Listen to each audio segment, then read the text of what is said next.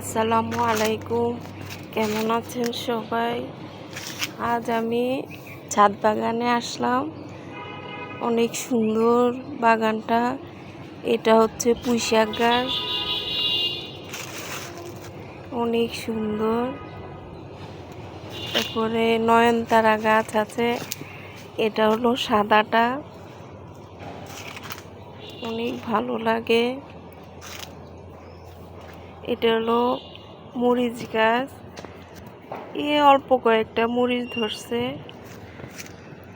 এটা হলো কালো মরিচ।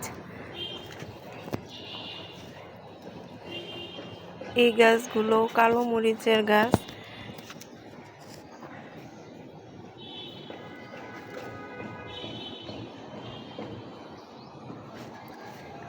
এরপরে হচ্ছে এটা হলো বেগুন গাছ, মাত্র ফুল আসছে আর একটা করা আসছে, ছোট্ট, আস্তে আস্তে বড় হবে।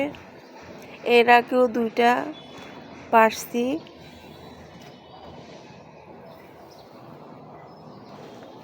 এগুলো এখনো ছোট, আস্তে আস্তে বড় হবে।